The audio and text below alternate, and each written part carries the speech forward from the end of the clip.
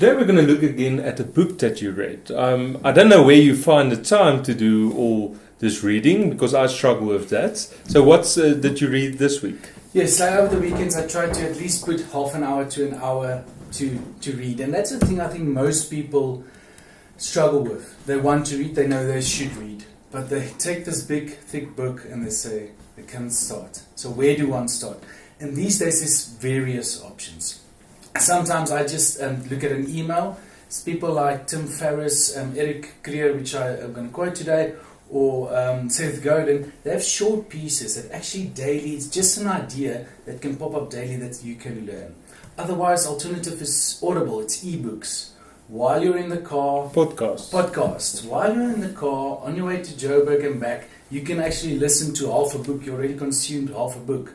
And it's so important to read or to gain knowledge, because it took those people years, months to get to that certain point, and you can consume it in like half an hour to an hour. And life's too short to learn from your own mistakes, so maybe you can learn from other people as well. You can read and learn from other people's mistakes. Peter, but specifically this weekend, I read a short piece about Eric Creer. He's a high-performance business coach, and he's talking about the Autopilot Trap. The Autopilot Trap, which all of us at a certain stage in our life has fell into. And it's about a quote from Carl Jung, who was a Swiss psychiatrist. Great work that he did. And he said that I am not what happened to me, I am what I choose to become.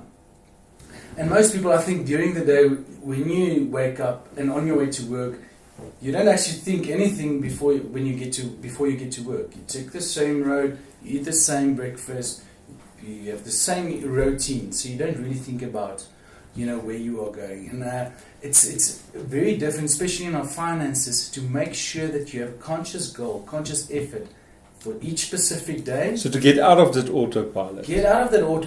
Take control of your circumstances. And people say, okay, how does one do that? And a good example is the movie Norman. There's a movie Norman, which Richard Gere plays the lead role. He's Norman in the movie, and he is a connector.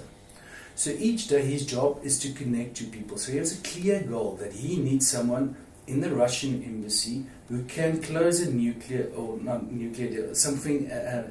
deal for him, but he doesn't. The person shouldn't be too high up, and but also not too low. So he has authority, but there shouldn't be a lot of bodyguards.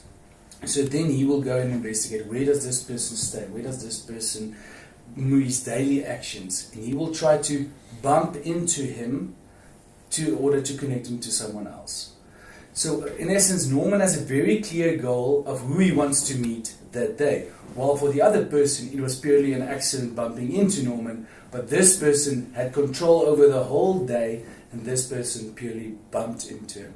And I think in finances, it's something we can learn by having a clear, concise goal, actions you want to take each specific day. And don't just spend what comes along. Think about why you're spending. You're saving for a holiday. You're not going to spend on the shoes in the mall. So I think there's a lot of things we can learn in finances. Take control of your finances. Know where you want to go, and not just say it's the environment and it's the economy that's bad, but have a clear goal of actions that you want to implement when it comes to your finances. Thank you. That's very interesting. And so think about small stuff you do each day, and especially on finances and especially expenses. Thank you.